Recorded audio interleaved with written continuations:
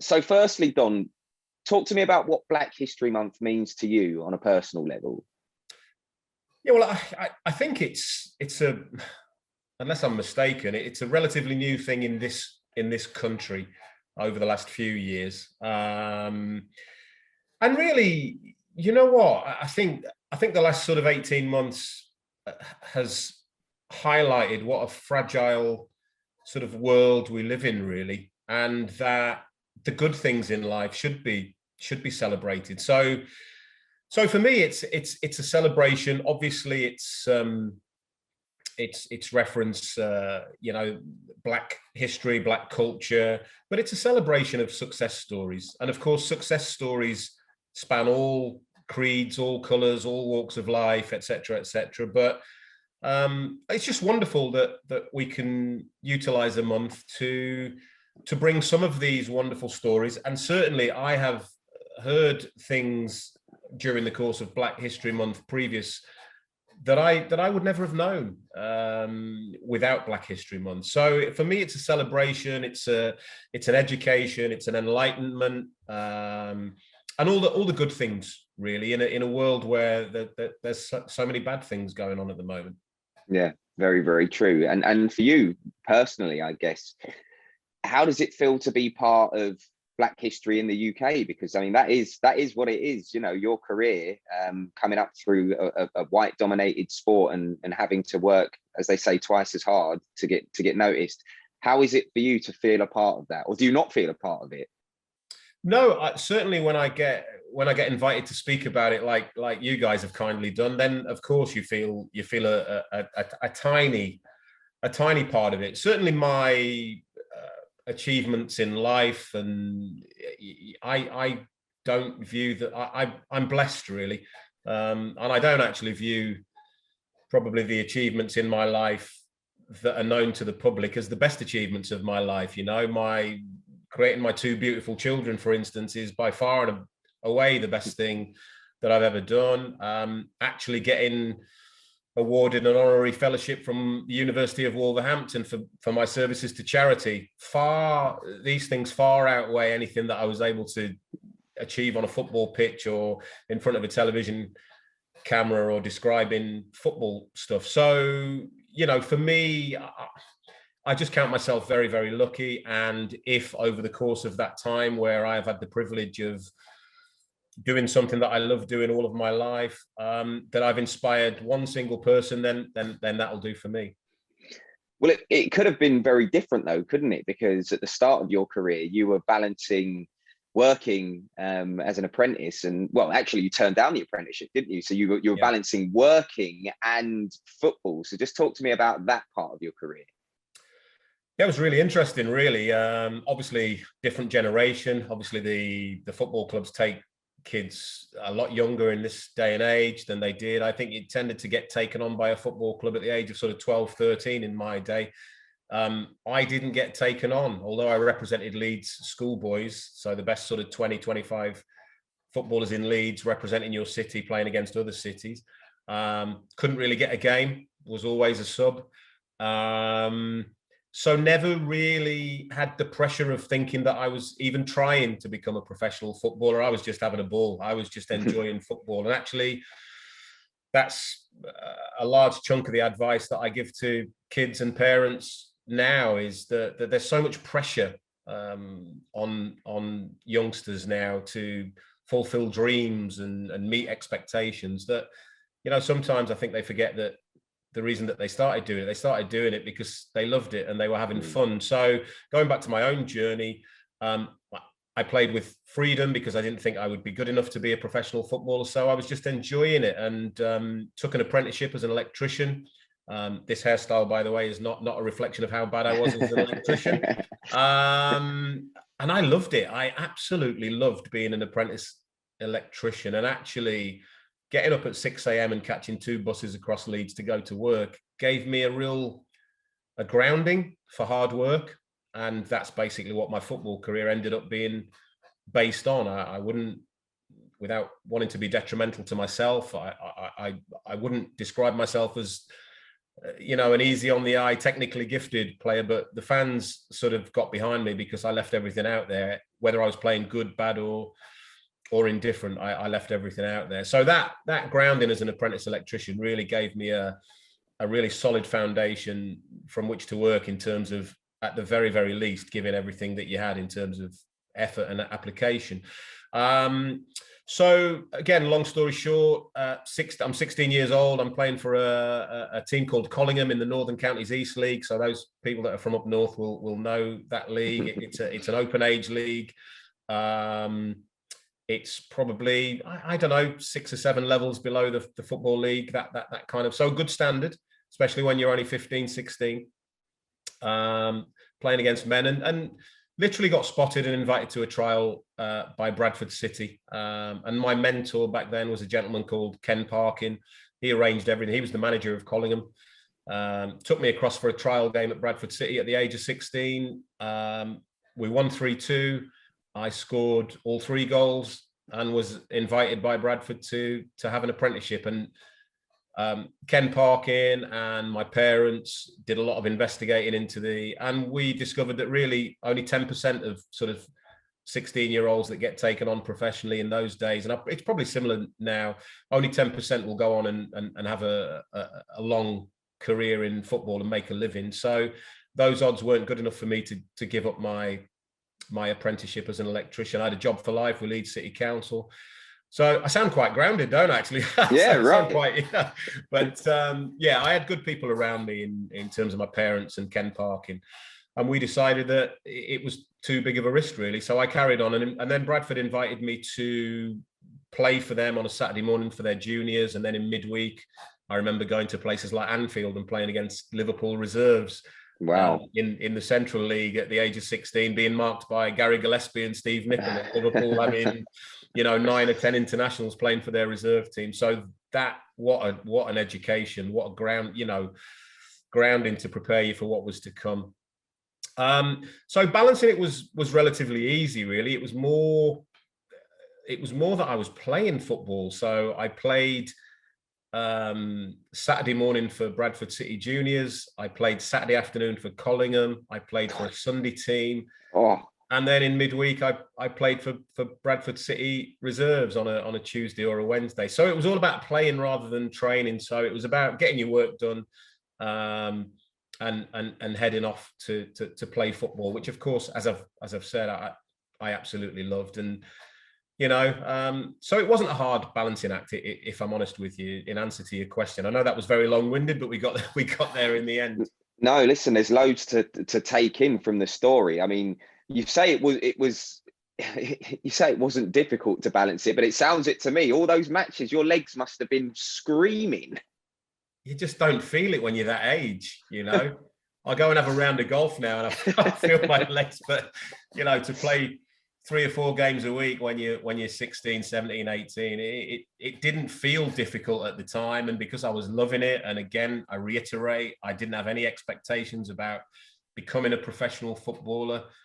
I was playing for fun. I was just having fun with my friends and enjoying life, really. So, maybe that's what made it easier than if I had a focus and a thought that I was going to become a professional footballer. Maybe I'd have panicked a little bit more and maybe not enjoyed it quite so much. So when was the moment then for you that, because you obviously have an interest, Bradford City by the sound of it, absolutely loving you, keep inviting you back, and you're playing hard to get. So when was the moment that you were like, okay, I'm pretty good at this. This is what I'm going to do? Well, I was still an electrician at the age of 17 when they gave me my debut. I had to get the afternoon off work to play in a midweek game against Newport County in what is now League One. The equivalent of League One, so the 3rd tier of English football. I was named on the bench by Trevor Cherry, huge influence and sadly missed, and devastating during the course of this coronavirus pandemic that I lost such a mentor to me. And there were others, because being a Leeds lad, sort of Norman Hunter passing, Peter, it's just, the list goes on, really. These were my heroes, my icons. And for me to be guided in the early stages of my career by Trevor Cherry, one of my heroes, was just an just a privilege. It was like being in a dream, really, that you could be in the same room, let alone be mentored by Trevor Cherry. So he gave me my debut as a substitute at the age of 17, whilst I was still an apprentice electrician. And then, so I came off the bench in the last 2 games of that season. So that would be in early May. And then that was when they offered me a professional contract. And I think that's where then you have the opportunity of a lifetime, don't you? And you need to go and try and grab it with both hands. But again, the sort of sensible part of me and the mentors around me, again, Ken Parkin, my parents, we wrote to the electrical board and explained that I had this opportunity to become a professional footballer, that I had been given a 2-year contract, and that it was the opportunity of a lifetime. And if it didn't work out for me, could I go back and finish my apprenticeship as an electrician? And I got a lovely letter back from them saying, yeah, absolutely, and wishing me all the luck in the world. And thankfully, I didn't have to do that. I got written into that first contract that I would get 1 day a week release, so I could continue my studies at college in the electrics. So that's what happened for the first year or so, and then it became a little bit too much to balance playing professional football with studying, really, at that time, because I was playing in the first team by then. So yeah, like I said, so I made my debut at 17, and at that point you're thinking, hang on a minute, maybe I am good enough. Maybe I can have a career. But you're going into the unknown, and all you've got then is hope and the dreams, and you take inspiration from the people around you and the people that you've admired as footballers growing up. Yeah, well, the dreams come true, because you made it and you did really, really well in your career, which I'll get into that in a little bit more detail in a sec. But you've mentioned a few times now that you carried on studying. Did you complete the electrician's course? Can you do electrics now? Good question. Can I do electrics now, or am I lazy, and would I pay somebody to do my electrics for me? I could go so far. Obviously, it's a long time. You're talking nearly 40 years ago now, and so I've probably forgotten more than I remember, to be honest with you. But yeah, at that time I was qualified. I could rewire houses, and I remember actually doing an exchange for my driving lessons. I didn't pay for my 10 driving lessons I got off the driving instructor. I rewired a part of his house for him in exchange for 10 driving lessons. So yeah, I was pretty good. I absolutely loved it. Honestly, I really, really enjoyed it. And it was in an era where people took pride in their work. So every cable that you clipped on a wall, you would spirit level to make sure it was level. You would measure the distance between each clip, so it all looked perfect. That's probably gone out of the world a little bit now, unfortunately. But again, it's taking pride in your work, and it's something that it stood me in good stead to go on and have a career, actually. Yeah, well, that career, as we've alluded to, Bradford City, they gave you your debut. Was that 84, 85, I think? Yeah. Yeah, that was my first professional season. Yeah, they won the 3rd division that year as well. Yeah. So just coming straight into a team like that, what was that like for you? Intimidating, or did you relish it? No, I can't even praise highly enough my teammates that we were a young team, actually, quite a young team. There was a young Stuart McCall. There was a young John Hendry. We were quite a young team. The captain was Peter Jackson, who went on to have a great career.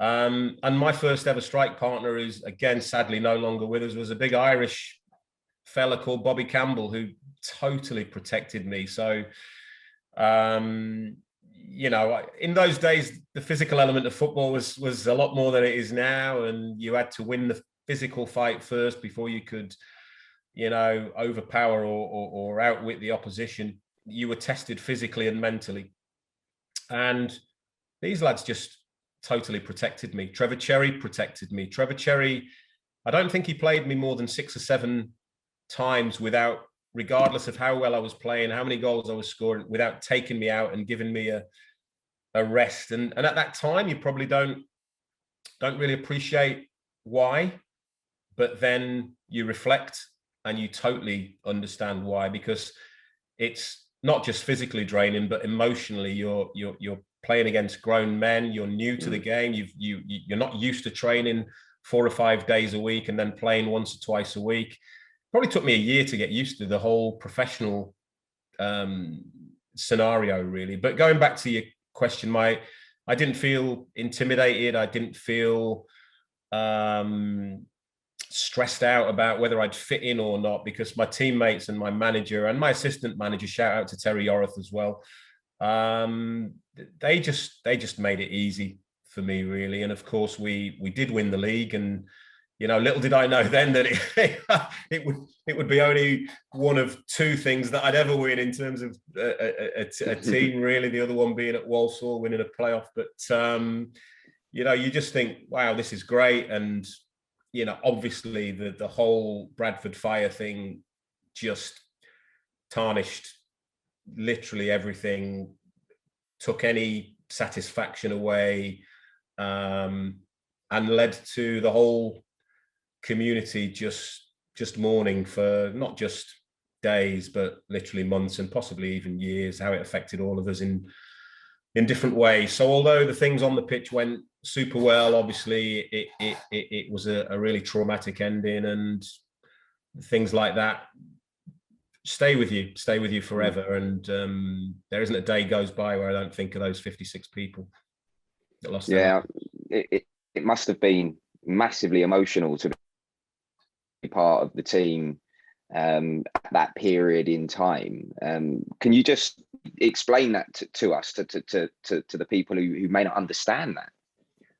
I think most people will understand how difficult it would be when you go to a football match and 56 people lose their lives and thousands of people are scarred for life, and more thousands of people are mentally scarred for life. I think anybody would understand the difficulty in coming to terms with it, comprehending it, and getting through it. Really, it's not an easy thing. But I already alluded to the fact that we were a really tight-knit group of guys.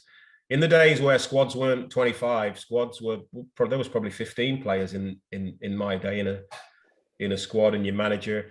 But it wasn't just the Bradford community. I think the whole football community, and closer to home, the whole of Yorkshire. We went and played home games the following season at Ellen Road, Leeds United, Huddersfield Town, Leeds Road, and ultimately we ended up at Odsal. We were embraced. I think everybody felt our pain, and maybe we were everybody's second favourite team. But had we not been so tight knit and mentally strong, I don't really know what the future would have held. Really, we all somehow managed to get through it and went about our careers. But when we went on after that, we were representing the 56 people that lost their lives, and we were representing the whole community, and we took pride in it. And to play the following season every game away from home technically, and comfortably survive in what is now the Championship for Little Bradford City at that time was a real achievement, really. But we were driven and motivated by representing the whole Bradford community, and especially those families that were affected by the fire. Yeah, it must have been really, really tough, and I'm sure you guys did the city and the whole of Yorkshire proud, that's for sure. You mentioned a few moments ago actually about winning that 3rd division title, and how it was one of the only things that you won. So let's fast forward to the other thing that you won then, because it was quite a distance between the 2 things as well, wasn't it? One was in the 80s and the other one was in the noughties. So you were with Walsall now. You played Reading in the playoff finals. So what was it like playing in that game? I mean, for me, it was a bonus time in my career. Really, I'd had a decent career. I'd gone to West Bromwich Albion, and then to Sunderland, and then to Wolves. Then I'd headed off to Japan and come back, gone on loan to Barnsley, headed up to Scotland, played for Motherwell, and then the opportunity to come back to the Midlands, where I kept a house, where my daughter was born, My son was born in Sunderland, actually, so give Sunderland a little shout out there. But they were babies, and we knew that the schools there and everything was there. And it was a place that we wanted to settle. So there I am playing for Motherwell when all of a sudden on transfer deadline day, I think this opportunity came out of nowhere, really. And Walsall in League One, Ray Graydon contacted me, and there was an opportunity to come to Walsall, who were hovering around the playoff places, and Ray Graydon decided he wanted a little bit of experience. So he brought myself, he brought Barry Horn in, Fitzroy Simpson, one or two others. He brought a bit of experience in to try and get Walsall over the line in terms of getting into the playoffs. I think the automatic places had gone. I think I was 35 when I signed, or just approaching 35. I was certainly 35 when I played in the playoff final. And yeah, we saw out the rest of that season. Played Stoke in the playoff semi-finals. And I remember at the Britannia Stadium going through one-on-one and missing a chance, and we ended up drawing 0-0. And I remember praying that wasn't going to come back to haunt me. Thankfully, it didn't in the second leg. Although Graham Kavanagh scored a stunning goal, one of the best goals I've ever seen for Stoke, to put them 1-0 up, and then we rattled 4 in quite quickly and won relatively comfortably. And we went into that final against Reading as total underdogs. I think Reading, they had 40,000 fans in the stadium that day. They were the big spenders of the League One. They had good players. They were paying a lot of money in transfer fees and wages, pro rata to the League One level, and they came in as favourites, and it was probably it was the highlight of my career at the grand old age of 35, where I thought all the good times had probably, or the best moments might have passed me by. Little old Walsall gave me the highlight, really, and I think winning a playoff final is without question the best way to get promoted, but of course the worst way to fail to get promoted. So I'd lost a couple of playoff semi-finals with Wolves, so I'd tasted that side of it. So was hugely motivated to help Walsall become a championship football club. The way the game went as well was quite remarkable. It was open, it was entertaining. There were chances at both ends. We were behind not once but twice. It ebbed and it flowed, and it could have gone either way. And ultimately, Darren Byfield came off the bench and scored a stunning winner to give us that moment and to send little Walsall into the championship, which was a huge achievement for that football club. Scoring against 50-odd thousand people. I mean, just most of us watching this, including me, and I'm part of the conversation, will never know what that feels like. So what was that moment like? I think scoring a goal in front of any kind of a crowd, really, True, in a professional stadium, true. It's an emotion that's hard to sort of put into words, really. And I think, it's part of the reason that a lot of ex-players really struggle after football. It's part of the reason a lot of them stay in the game by doing coaching or management or punditry or whatever. At least you've got a little semblance, but there's so many that just drift out the game. And I think once you hang the boots up, you know that feeling, that elation that I struggle to put into words it's gone. It's gone forever. You're never gonna feel that again. I enjoyed the moment. It was an equalising goal at the Millennium Stadium, what a stunning stadium that was. There's a part of me that's sad that we didn't play the final at Wembley. It was being redeveloped in that time, but there's another part of me that I love the Millennium Stadium, and I went back a couple of times afterwards to cheer Wolves on and to cheer West Ham. The goalkeeper at Walsall was a fella called Jimmy Walker, who then got transferred to West Ham. So I saw him win a playoff final there. So I love the Millennium Stadium. So to score a goal, I think I lost my mind for about 10 seconds and sprinted off towards the corner flag and attempted, and that's what it was, a Klinsmann dive. I think it was the only time I ever tried it. And once I'd tried it, I realized why I hadn't tried it before and that I would never try it again.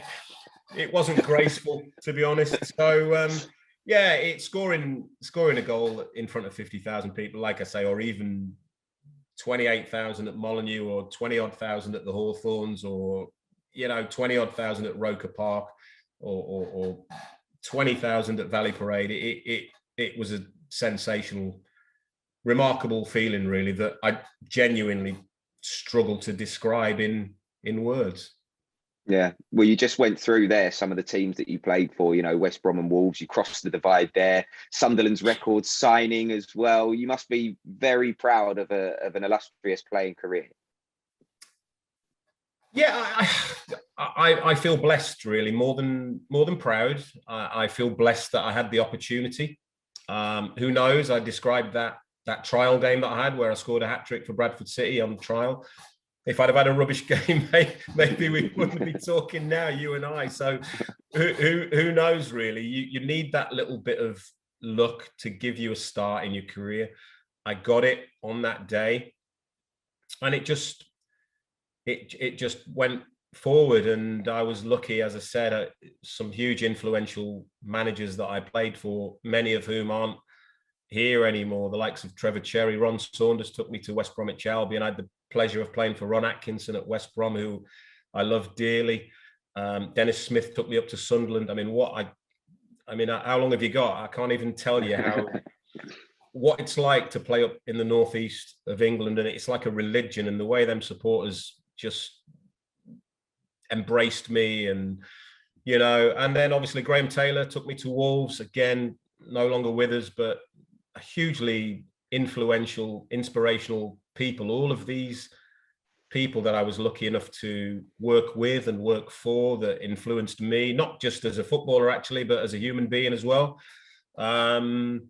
Yeah, so I look back with an element of pride, but more, I think I look back being grateful that I was given the opportunity to play for those wonderful football clubs and represent those wonderful fans. And I look out, I promise you, for each and every club that I ever played for and represented. I look out every week for all of their results, and I want them all to do so well. Don, it's been a pleasure talking to you, my friend. It's been my pleasure. No problem at all.